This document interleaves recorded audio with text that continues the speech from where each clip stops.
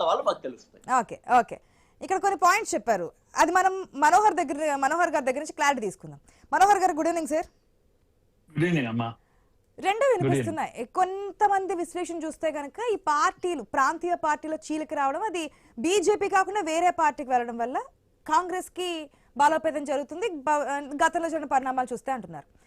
మళ్ళీ ఇంకొక రెండో విశ్లేషణ ఏమొస్తుందంటే లేదు లేదు బీజేపీ మొన్న ఏదైతే మహిళా బిల్లు కావచ్చు ఇవి కానీ బిల్లు పాస్ కాకపోవడం వీగిపోవడం అన్ని చూసిన తర్వాత బలం పెంచుకోవడానికి అపోజిషన్ పార్టీలు వీక్ అయితే గనక ఈ సపోర్ట్ అనేది పెరుగుతుంది కాబట్టి ఈ విధంగా స్కెచ్ వేస్తూ అంటే గ్రౌండ్ లెవెల్ ప్రిపేర్ చేస్తున్నారు అనేది కొన్ని వినిపిస్తున్నాయి.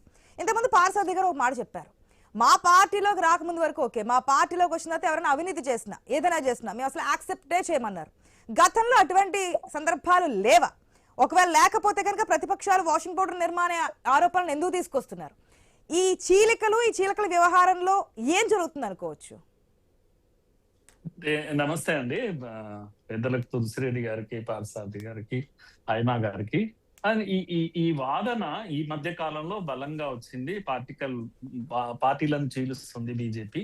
ఎందుకొరకంటే మహిళా బిల్లు కోసం లేకపోతే ఈ బిల్లు కోసం అని చెప్పేసి ఒక డిబేట్ జరుగుతాం. దీనికి మూలం నేను ఏం చూస్తున్నానంటే తమిళనాడు ఎన్నికల తర్వాతనే ఇది ప్రారంభమైంది. తమిళనాడులో డిఎంకే చాలా బలం ఉంది, వాళ్ళ ఎంపీల సంఖ్య బాగా ఉంది. ఇది ఇప్పుడు డిఎంకేను చీల్చింది ఎవరండి? నాకు అర్థం కాని విషయం. డిఎంకేను దూరం చేసుకున్నది ఎవరు? 4 మంత్రి పదవుల కోసము కాంగ్రెస్ ఆశపడి లాంగ్ టైం ఫ్రెండ్ కదా, లాంగ్ టైం ఫ్రెండ్ ఉండి 4 రోజులు అదేంటి అధికారం లేకపోతే ఉండలేదు.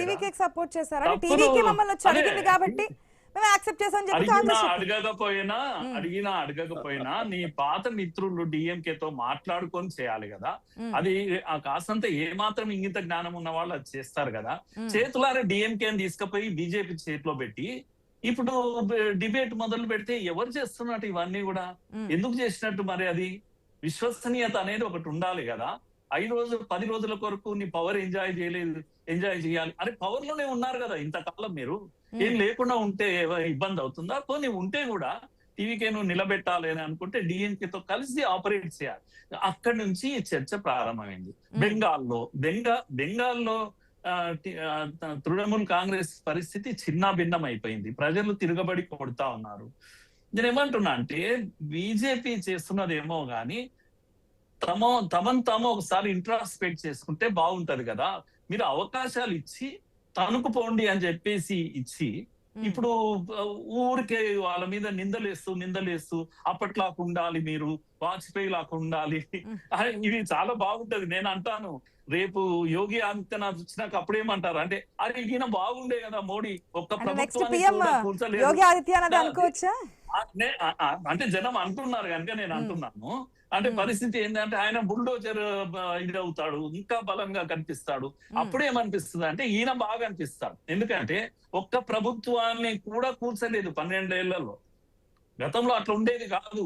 కొద్దిగా నచ్చకపోతే ప్రభుత్వాన్ని కూల్చేసేది. ఎన్టీ రామారావు ప్రభుత్వమే కింద మీద అయిపోయింది, ఎంత ప్రజాబలం ఉన్నటువంటి చరిత్ర అంతా వెనక్కి తిరిగి చూస్తే 100 ప్రభుత్వాలు పడిపోయినాయి కదా. ఇప్పుడు ప్రభుత్వాలు ఏవి కూలిపోవడం లేదు, హాయిగా ఉంటున్నాయి. నంబర్ ఉన్నా లేకపోయినా హాయిగా ఉన్నాయి. టీవీకే కూడా 5 years రూల్ చేస్తుంది. బీజేపీ డిస్టర్బ్ చేయదు, టీవీకే రూల్ చేస్తుంది. సొంతంగా ఏమైనా చేసుకుంటే చెప్పలేము. అలాగే టీఎంసీ కూడా చీలిక దిశగా ఎందుకు పోతుంది అంటే చేసిన తప్పులు ప్రజలు గుడ్లు రాళ్లు తీసుకొని కొడుతున్నారు. వీడియోలు చూస్తా ఉన్నాం మనము.